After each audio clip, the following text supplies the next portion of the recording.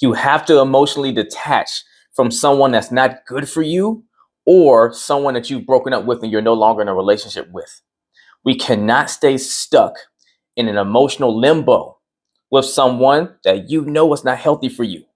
You feel drained. It's like you overthink all the time with this person, or you can never seem to just land the plane and feel good about things for long enough, right? You're depressed, or you don't feel emotionally supported in this toxic relationship that you're in, or whatever the case is. You feel like you're on an island by yourself, or maybe you were dumped or left, or you guys broke up and you just can't seem to get over them, right? You're just stuck. I want to help you right now and give you the 4 key steps you have to start to take, right? Action steps. It's all about, look, we got to do things if we're going to get results. If you want to heal, you got to do stuff. Don't just sit and let time pass. That's not going to do it well enough. And even whenever we do feel like we're healing over time, it's really the thoughts of whatever the thing was has lost a lot of its strength in because it's not so present and it's not so fresh and recent, but the wound is still there if you don't take care of it properly, right?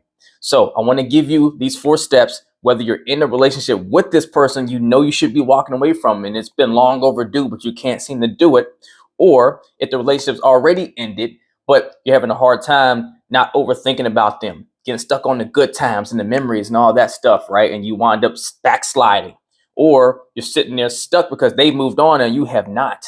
I don't want you sitting there. So if you're in the relationship, right, let's start there.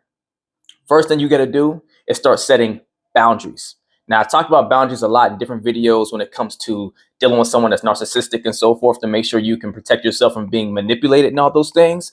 But boundaries are also great when you're needing to start to gain your heart back, right? Pull your emotions out of an equation that's not good for you any longer, right? So you need to protect that heart of yours.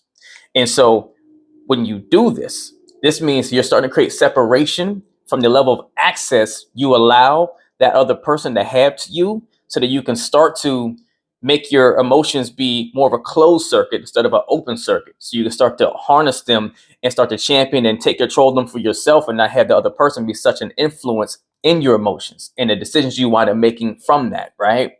Now, let me say this. Women actually tend to be decent at this if they are fed up enough with the relationship. They subconsciously start doing this anyways and start, pulling back in some different ways. But if you're not intentional about it, you can miss the mark on setting key boundaries that you really need to help you fully take that step back so you can start preparing yourself mentally and emotionally to walk away. But set boundaries, which means stop giving access to this freely come and embrace you in affectionate ways the same way, coming to be in your space at certain times. Start creating, boundaries of, hey, you're allowed to be around me for right now at this point, but no, I'm going to be over here doing my thing. You don't have access at this time period, right? Start creating that separation of space, that gap, if you will. That starts to create the precedent that we are not a thing anymore, and you mentally can start to resonate with that, and your emotions start to detach a little from that. Second, you need to, I can't stress it enough, start focusing on self-care. Look, if you're going to detach from someone in the process where you're trying to get over the hurt of things or trying to wrap your mind around stuff, you have to start giving yourself more attention than anything else. Because in this space, while you're still trying to work through those raw emotions, you need to give your mind something else to focus on so you can actually be functional to still take care of preserving you, because now your partner is not there to be the person to do that for or with you anymore. So you have to champion for it and make sure you're taking care of it in the best way possible. So you got to start getting back to doing activities that you like, that you enjoy, that you find pleasurable, right? Fill your glass up. But don't just do things to just keep yourself busy just for the sake of being busy, to not think about things. Give yourself something that has purpose and meaning. Do something that's of service or something bigger than you, beyond you. Because if you just do busy work, then you'll try to keep yourself busy forever to not think about the things that are impacting you or affecting you.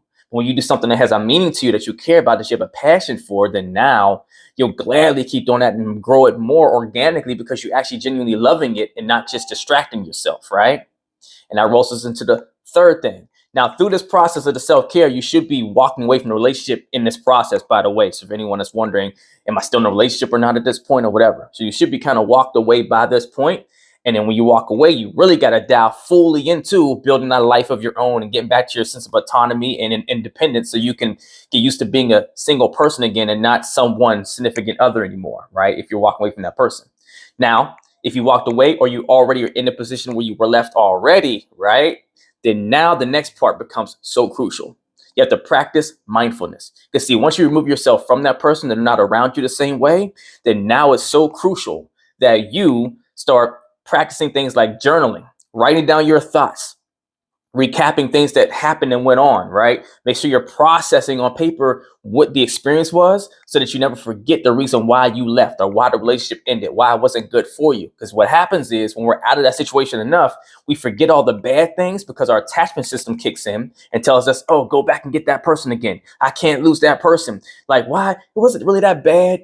You start forgetting things. Your mind starts shutting off the reasons why you left because it's saying, hey, we need that person to ensure survival so we can ensure our lineage, right?